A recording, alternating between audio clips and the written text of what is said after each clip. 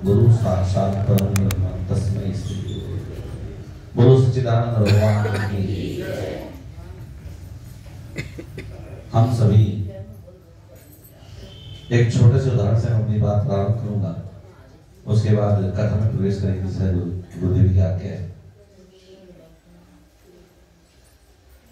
एक छोटा सा बीज होता है, किसी भी चीज का भी बीज, चाहे वो आम की गुठली हो, पीपल, उस छोटे से बीज में बहुत बड़ा पेड़ व्याप्त होता है, सभी जानते हैं।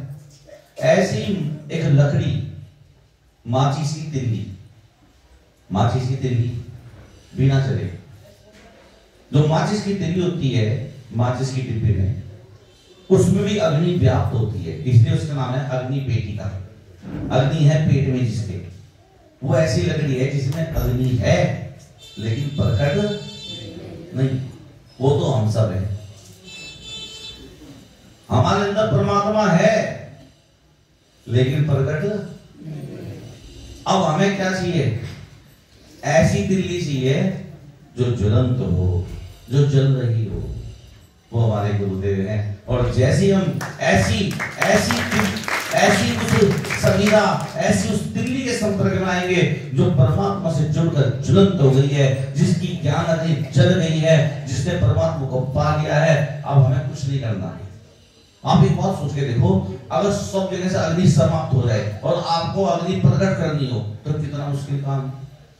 अग्नि मंथन होता है, कभी कभी तो 3-3 दिन तक अग्नि प्रकट नहीं होती, मौसम के ऊपर भी। और जब अग्नि प्रकट हो, और माचिस की तिल्ली हम सब हैं, और जैसे गुरुदेव जैसे जिनका ज्ञान रूपी अग्नि माचिस की तिल्ली जल रही है, और जैसे हम संपर्क में आए तो हम क्या हो गए? ज्वलंत हो गए, और हमारी भी अग्नि प्रकट हो जाए। ऐसी हम गुरुदेव से प्रार्थना करते हैं कि आपकी जो ज्ञान की अग्नि है वो हमारे अंदर भी ज्ञान की अग्नि को प्रकट करे, और हम सबको भी जो हमारे अंदर अग्नि ज्ञान बैठा है वो प्रकट हो जाए। और प्रकट होगा तो क्या होगा? क्या होगा? हम सबको परमात्मा चाहिए, इसलिए तो हम सब यहाँ बैठे। नहीं तो घरों में भी हो सकते थे, बहुत सारे बहाने भी हमारे पास थे, सब घरों में हम सबको परमात्मा चाहिए। अच्छा, कहीं तो ऐसे बैठे ये भी नहीं पता चाहिए नहीं चाहिए। अच्छा, भगवान अगर तो अभी प्रकट हो जाए तो सामने खड़े होकर कहेंगे बोल क्या चाहिए। एक माता जी रोने लगी, क्या क्यों रो रही हो, बताओ क्या चाहिए? क्या 15 मिनट दो, सोचना पड़ेगा। हम सब यहाँ किस लिए आए? परमात्मा को पाने के लिए। अब वो परमात्मा मिलता कैसे है? ध्रुव को मिला, प्रहलाद को मिला, तो परमात्मा मिलता कैसे? तो परमात्मा को मिलना इतना आसान है जितना दुनिया का कोई काम नहीं है। लेकिन किसके लिए? जो सरल है, जो सरल है, बिल्कुल सरल में कोई मात्रा नहीं है, रे ले, जो बिल्कुल ऐसे हैं। और जो तेज तरार है, चालाक है, कठिन है, उनके लिए परमात्मा कठिन। हमें कैसा बनना है? नहीं है, लेकिन हम सरल नहीं है। और जो सरल हैं उनके जीवन में परमात्मा सरल है। अगर आपके जीवन में परमात्मा नहीं है तो आप कठिन हो, चेक करो। और प्रार्थना भगवान से सिर्फ ये प्रार्थना करो सबसे पहले, सरल बने प्रभु सरल बने। बस ये प्रार्थना करो सबसे पहले, परमात्मा हमें सरलता दो। क्योंकि भगवान ने कह दिया निर्मल मन जन मोहि पावा। अगर मुझे पाना है तो सरल बनना पड़ेगा, बिल्कुल निर्मल होना पड़ेगा। अच्छा, हमारे अंदर क्या भरा है? हमें परमात्मा हमारे अंदर नहीं है, हमें नहीं दिखता। मोहि कपट छल छेद भावा, बस इतना हटा दो और जैसे ही हटेगा परमात्मा प्रकट हो जाएगा। लेकिन हमारे अंदर है क्या? अब ये खुद जांचना है कि हमारे अंदर है क्या। और जिसके अंदर से ये चीज निकल गई, जो सरल बन गया, उसे परमात्मा मिल गया, बस उसे परमात्मा मिल गया। तो हमारे जीवन में आप जैसे सदगुरुदेव भाई, और वास्तव में मेरी ट्रेनिंग तो मुझे पता नहीं चला कब शुरू होगी। नैमिषारण्य में गए थे, गुरु जी ने कहा कि आप तुम्हें सबके सामने बैठ के सत्यनारायण की कथा सुनानी है। अब गुरु जी ने पहले दिन कह दिया, मैं पूरी रात सो नहीं पाया, मतलब ऐसे डरता रहा कैसे सुनाऊंगा सबके सामने। मंत्र बोलना आसान है, आरती बोलना भी आसान है, लेकिन कथा बोलना और बिना देखे बोलना और भी मुश्किल। तो लेकिन मैंने जैसे तैसे, वो मेरी पहली क्लास थी, तो ऐसे गुरु जी ने धीरे धीरे मुझे कहीं एकादशी कथा, तो ऐसे धीरे धीरे गुरु जी ने मुझे उस तरह से अपने पुत्रवत स्नेह देते हुए मुझे गुरु जी ने आगे बढ़ाते रही। और वास्तव में मैं जो कुछ भी बोलता हूँ तो आपके ज्ञान का एक 0.1001% बोलता हूँ, वो सब आपका ही आशीर्वाद है, आपका ही। और ये सत्य है कि मेरे माता पिता ने बहुत अवश्य की, उनका आशीर्वाद भी मेरे साथ है, आपका आशीर्वाद मेरे साथ है, और भगवान की कृपा। आप जैसे संत जिनके जीवन में हो तो भगवान की कृपा तो अपने आप ही होती। बोलो राधे राधे। आगे कथा चलती है, सुखदेव जी वर्णन करते हैं कि मनु और सुदूर्पा के 5 संतान हुई। मनुस्तु शतरूपायाम त्रिशा कन्या जगीरे, 3 तो बेटी हुई और 2 बेटे हुए। आकुति देवोती प्रसूति, ये 2 बेटियां हुई और 2 बेटे हुए, उत्तानपाद और प्रियव्रत। अब कथा आती है, ये कथा है ना, ये वास्तव में उन व्रत रखने वालों के लिए है जो व्रत रखते हैं। हमारे जितने भी कर्म हैं, हम व्रत करें, पूजा करें, माला जाप करें, सिर्फ एक उद्देश्य है कि मैं परमात्मा मिल जाए। तो ध्रुव की कथा बताती है कि हमें जीवन में नियम कैसे बनाने चाहिए, कैसे परमात्मा मिलते हैं। और जब 5 साल के बालक को मिल सकते हैं तो हमें नहीं मिल सकते क्या? तो इस कथा को ऐसे सुनना है कि इसमें से हमें क्या ग्रहण करना है। तो सुखदेव जी बोले, एक उत्तानपाद नाम के चक्रवर्ती सम्राट थे, उनकी 2 पत्नियां थी, सुरुचि और सुनीति। सुरुचि रुचि, सु हटा दो, रुचि और नीति, इसे ऐसे कहेंगे बुद्धिमानी और मनमानी। 2 पत्नियां थी। राजा किसको प्रेम करता था? सुरुचि को।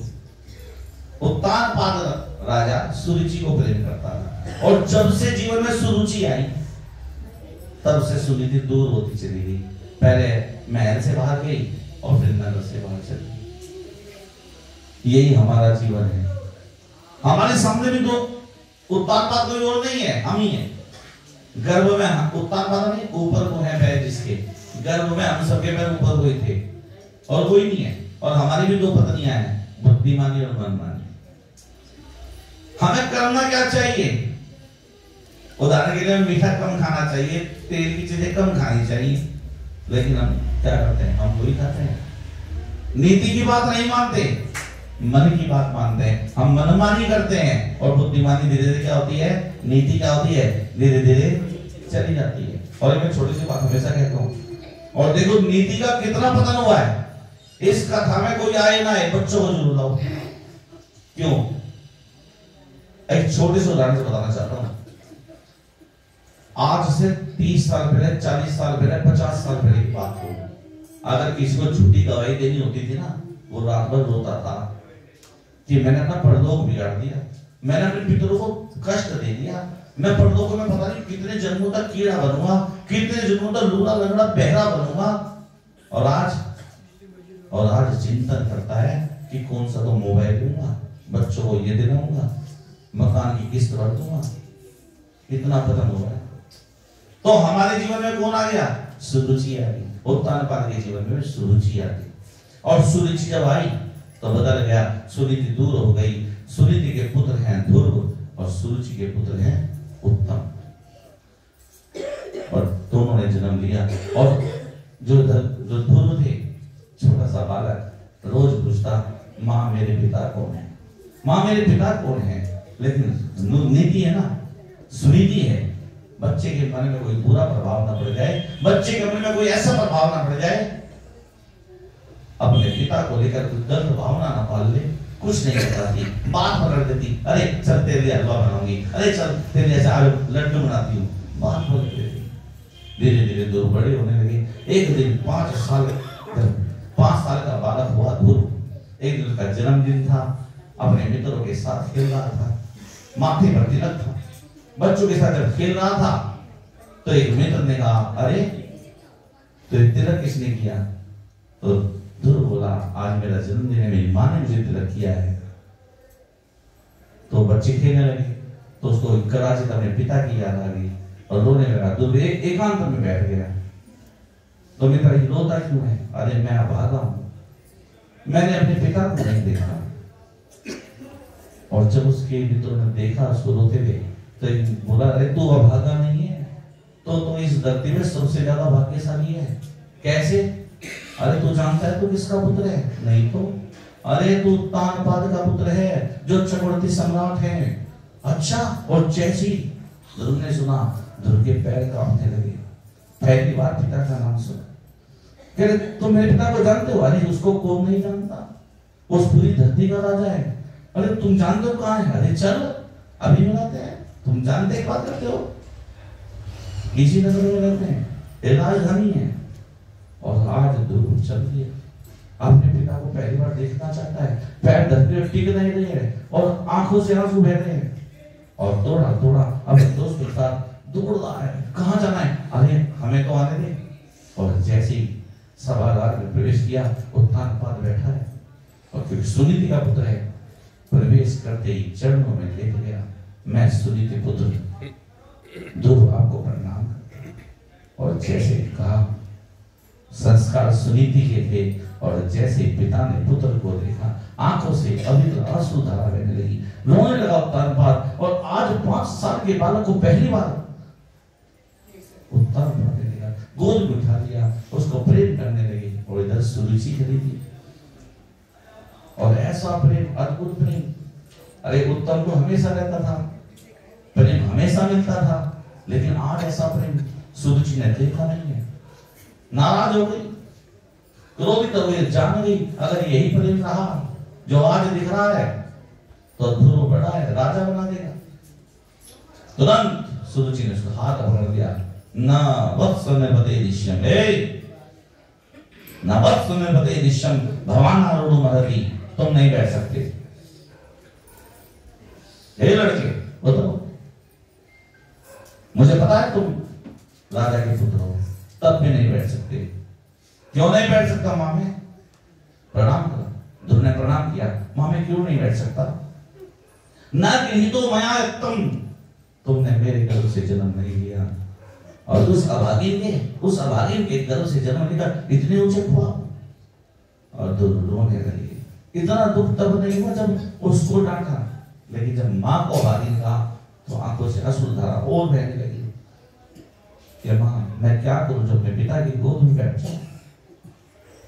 मैं 5 साल तक पिता की गोद में बैठने के लिए तरसा, और आज कुछ पल के लिए बेटा आपने मुझे उतार दिया, मैं ऐसा क्या करूं? हाँ ये बात सही है। सुरुचि बोली, तब साराध्य पुरुषम, जा जंगल चला जा और किसकी आराधना कर? आराध्य पुरुषम, पुरुषोत्तम नारायण का तप कर। फिर क्या कर?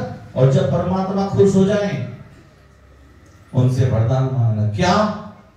कि मैं सुरुचि का पुत्र बनूं, और उसके बाद इस शरीर को नष्ट कर देना, कहीं डूब के मर जाना, और फिर मेरे गर्भ से जन्म लेना। और उसके बाद तू सोचना कि तू राजा की गोद में बैठ सकता है।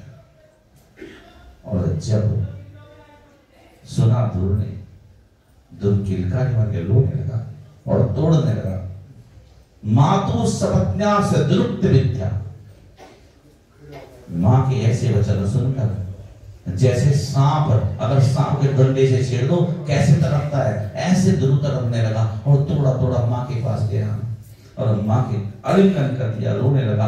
पीछे से दोस्त भी आ रहे थे, मित्र भी आ रहे थे, और जब मित्र भी आए, अब सुनीति बार बार पूछे, बेटा क्या हुआ, बेटा क्या हुआ, बेटा क्या हुआ, क्यों रोता है? लेकिन ध्रुव बोल नहीं पा रहे, ध्रुव बोल ही नहीं पा रहे। अरे क्या हुआ बता तो सही। तो उसके मित्र ने बताया कि आज हमने इसके पिता से इसका परिचय कराया, आज ये पहली बार अपने पिता से मिला और ऐसी ऐसी घटना हुई, और सुरुचि ने इसको उतार दिया। और देखो सुनीति को बड़ा बुरा लगा, लेकिन सुनीति है ना, उसने कहा अगर आज मैंने इसकी सुनते दिमाग के लिए कुछ गलत कह दिया तो कदाचित इसके कोमल मन में बड़ा बुरा असर होगा। तो नीति की बात करती है, अरे बेटा तू क्यों रोता है? माँ उसने तुझको अभागिन कहा। तो मैंने कब कहा मैं सुहागिन हूं, मैं भाग्यवान हूं, मैं भाग्यवती हूं? मैंने कब कहा? मैं तो अभागिन ही हूं। अरे जो जीते जीते ने पिता से तुझे नहीं मिला पाई तो मैं सौभाग्यशाली हो कैसे सकती हूँ? अरे सौभाग्यशाली तो वो है जिसने न केवल इस जन्म के पिता से तेरा परिचय कराया, उसने तो तुझे जगत पिता से मिलने का रास्ता बता दिया। उसने क्या कहा था? तपसा आराध्य पुरुषम, अगर तुझे पिता चाहिए तो उस आराध्य पुरुष भगवान नारायण का तप कर। उसने तो जगत पिता का बता है। अरे सौभाग्यशाली तो वो है। मां जगत पिता, ये जगत पिता कौन होता है? अरे इस संसार का पिता। उसकी गोद में बैठने के बाद कोई इच्छा रहती नहीं है, वो आनंद का सागर है। अपने इस जगत संसार के पिता की गोद में बैठ के तुझे सुख मिल सकता है, लेकिन अगर तू जगत पिता की गोद में एक बार बैठ गया तो तुझे आनंद ही आनंद मिलेगा। तेरा जीवन का आनंद कभी कम नहीं होगा। मां वो मिलेगा कहां? अरे बेटा वो है, वो सब जगह है। हरि व्यापक सर्व समाना, प्रेम ते प्रगट होई मैं जाना। भगवान सूर्य की तरह, जैसे सूर्य का प्रकाश सभी जगह समान रूप से है, ना मंदिर पे ज्यादा, ना मस्जिद पे कम, ना शौचालयों पे कम। भगवान सूर्य का प्रकाश है सब जगह समान रूप से व्याप्त है, ऐसे परमात्मा सब जगह व्याप्त है। तो वो मिलता कैसे?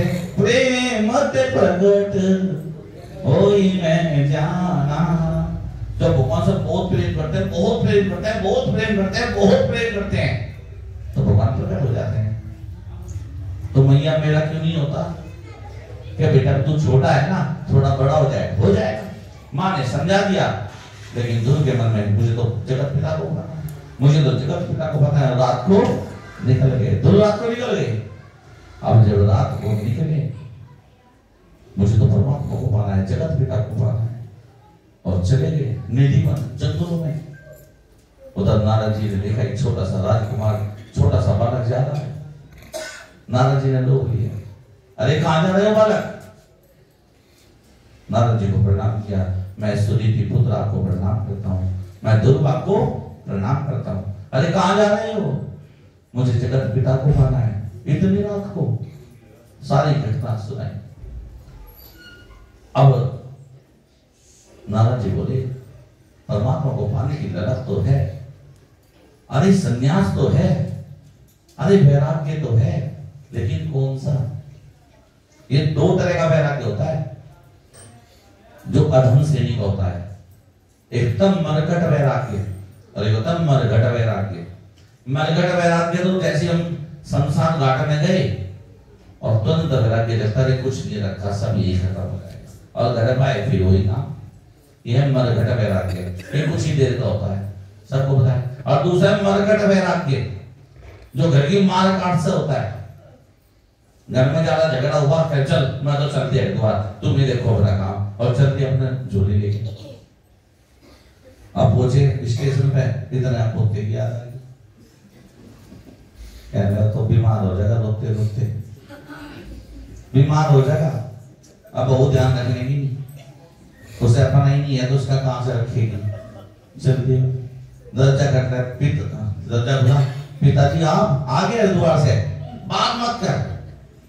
वो तो मुझे पोते की याद आ गई, बीमार हो जाएगा, तो मैं नहीं आने वाला था। ये है मरघट वैराग्य। अब नारद जी चेक करें कि मरघट वैराग्य तो नहीं, मरघट वैराग्य तो नहीं। अरे तुझे पता है परमात्मा को पाना था कैसे, परमात्मा को कैसे पाया जाता है? नहीं तो आजा तुझे दिखाता हूं। मुनिया पदवी यस्य, देख वो सामने तपस्वी बैठा है। पता है कितने साल हो गए? 1000 सालों से चारों तरफ अग्नि जलाकर बैठा है। मुनिया पदवी यस्य निसंगेन जन्म भी, और एक जन्म से नहीं है, पता नहीं इसके कितने जन्म हो गए। और देख वो दूसरा जन्म में समाधि ले बैठा। न विदु मृगंतो भी तिरवियोग समाधि ना, और इस परमात्मा को पाना इतना आसान नहीं है। बड़े बड़े दिव्य योगी, बड़े बड़े सन्यासी को परमात्मा नहीं मिलता, तो तुझे मिलेगा क्या? और सुन, अगर कुछ बुरा हुआ है तो सुन, अगर हमारे साथ कुछ बुरा हुआ है तो ये हमारे कर्मों का फल है। अच्छा हुआ है तो हमने कुछ अच्छा किया होगा, और कुछ बुरा हुआ है तो कुछ बुरा किया होगा। अगर तेरे साथ तेरा अपमान हुआ है तो तेरे पाप कट गए। परेशान ना हो और चल घर चला जा। नहीं नहीं भगवान, आप बहुत अच्छी बात कह रहे हो, बहुत अच्छी बात है, आपका ज्ञान अमृत की तरह है, लेकिन मेरा हृदय छन्नी की तरह है, वो रुकता नहीं। मुझे तो अगर आपको पता हो कि परमात्मा और जगत पिता कैसे मिल सकता है वो तो बताओ, नहीं तो राधे राधे। जान ले ये बड़ा तेजस्वी है, ये परमात्मा को पाता रहेगा। और कहा ध्रुव, अगर तू परमात्मा को पाना चाहता है तो मैं तुझे एक मंत्र देता हूँ, इस मंत्र का जाप करना। और पता क्या कहा? फूक दिया मंत्र। कौन सा? ओम नमो भगवते वासुदेवाय। ओम नमः निवाद में ओम नमो भगवते वासुदेवाय मंत्र फूक दिया।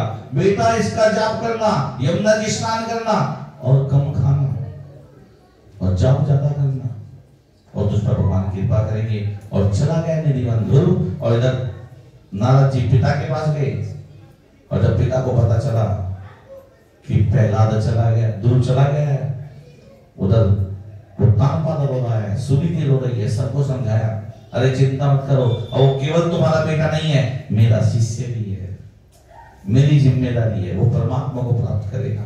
और ध्रुव ने कठोर तप प्रारंभ किया। तिरांते तिरांते च कवित्था वज्रासना।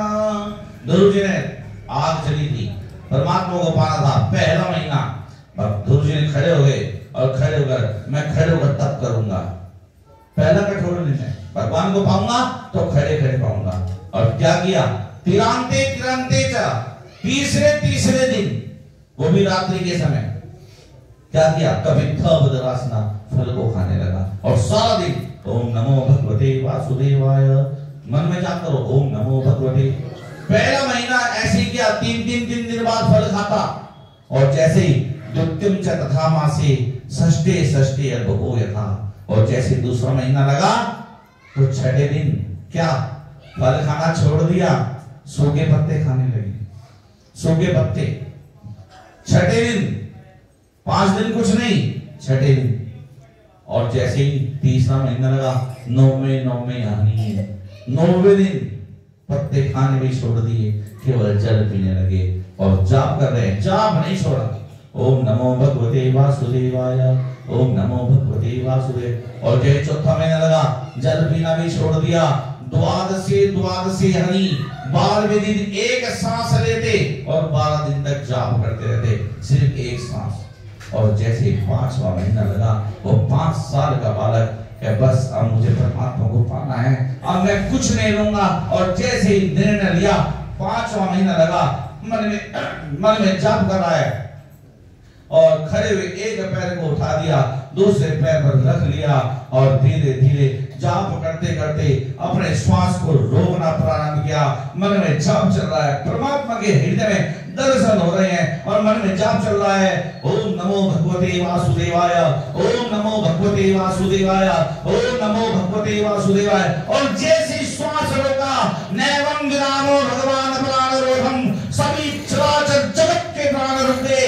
देवता, ऋषि, मनुष्य, पशु, पक्षी सब तड़पने लगे। देवता दौड़े दौड़े भगवान के पास गए, भगवान रक्षा करो, सबके प्राण रुक गए हैं, हमारी रक्षा करो, हमारी रक्षा करो। और भगवान तुरंत चल दिए, दर्शन देने के लिए नहीं, दर्शन करने के लिए चल दिए। नैवं विदानो भगवान प्राणरोधम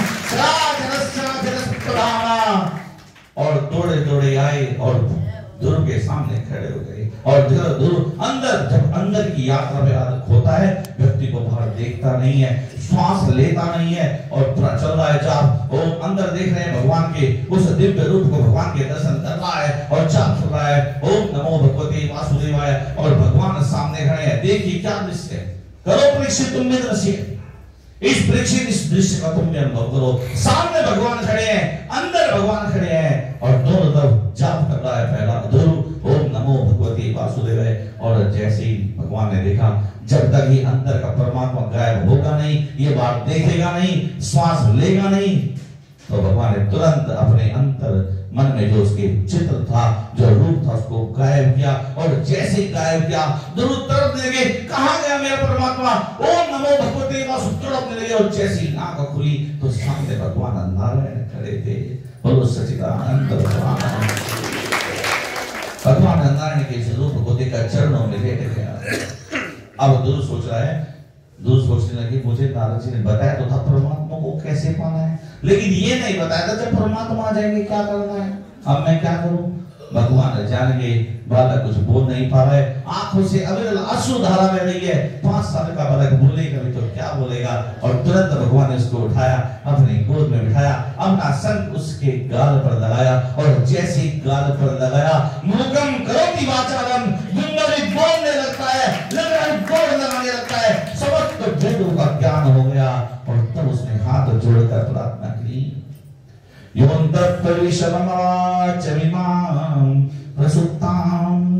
संजीवयत अखिल सुधाम्ना अन्यष्टशस्त्र चरण स्वर्ण त्वगादिन प्राण नमो भगवते पुरुषाय तुभ्यं प्राण नमो भगवते पुरुषाय तुभ्यं प्राण नमो भगवते पुरुषाय तुभ्यं। ये वाणी बोलती है प्रभु, अर्थ बता रहा हूं इसका, जो उसने प्रार्थना की। ये वाणी बोलती है तो तेरे कारण, इसकी जो शक्ति है ना परमात्मा तुझसे ही मिलती है। और मैंने तो आज देख भी दिया, अगर ये कान सुनते हैं तो परमात्मा तेरे कारण, आंखें देखती है तो तेरे कारण, जितनी भी इंद्रियां कार्य कर रही है सब तेरे कारण। मैं तुझ परमात्मा को प्रणाम करता हूं। और जब बोलो ध्रुव तुझे क्या चाहिए, ध्रुव कहने लगा, भगवान जब तक आपके दर्शन नहीं हुए थे तो मुझे आपकी गोद चाहिए थी, लेकिन दर्शन होते हुए तो मिलेगी। अब मैं मांगू तो क्या मांगू?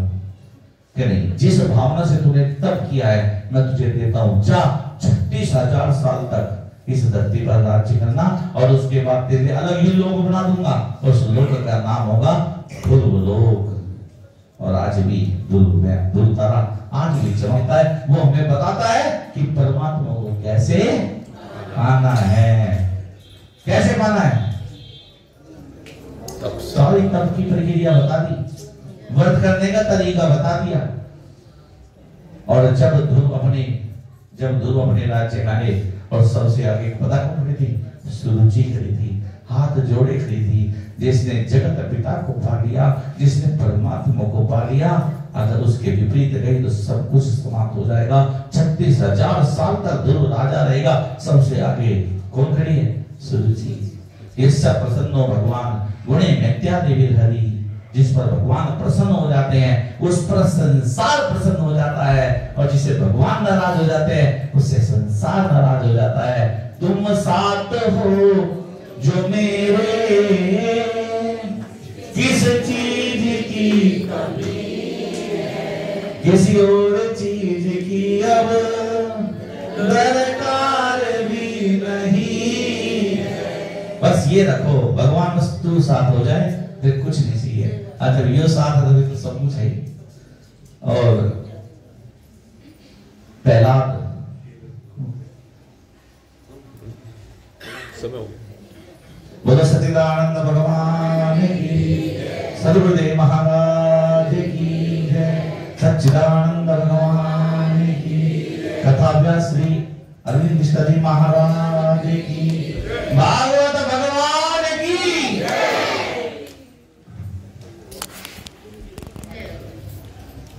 कुर्वन्नेव कर्माणि जिजीविषे सतः समः, एवं तयि नान्यथे तोस्ति न कर्म लिप्यते नरः। मेरे पास तो देने के लिए आशीर्वाद ही है। शुभ कार्य करते हुए, परमात्मा चर्चा करते हुए, जीवेत सर्वधय सतम, जीवेत सर्वधय सतम, जीवेत सर्वधय सतम। भगवान सैकड़ों वर्ष की आयु दे, आरोग्य प्रदान करे, सुख प्रदान करे और कल्याण हो।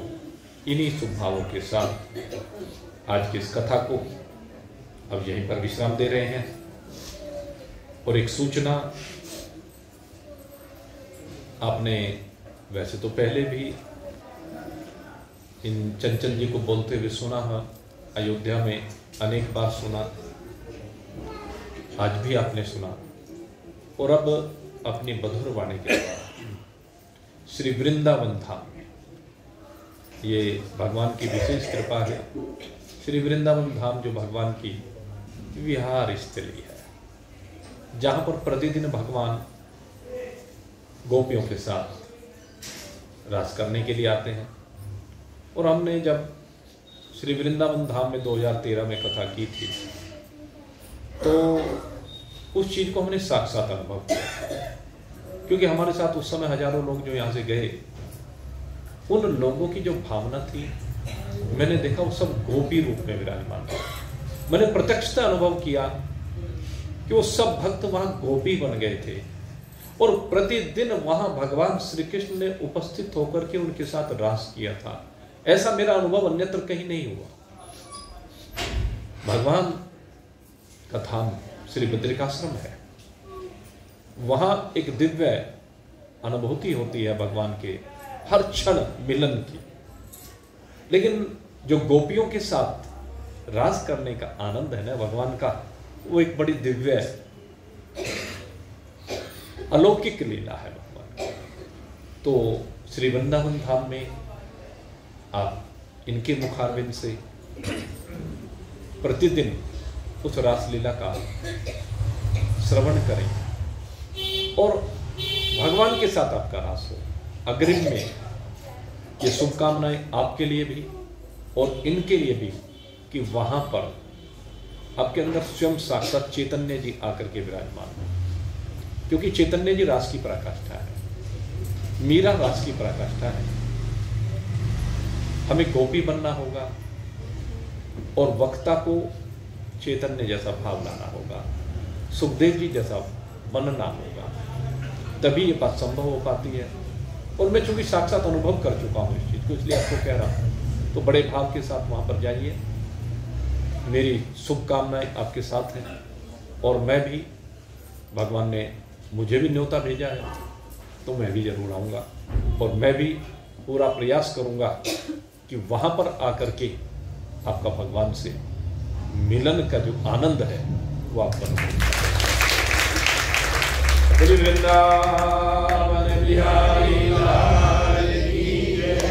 और कल भागवत ग्रंथ का मध्याह्न है भाई, 3 दिन हो गए हैं, 7 दिन होते हैं, 3 दिन बाद में रह जाएंगे तो मध्य में आ जाएंगे।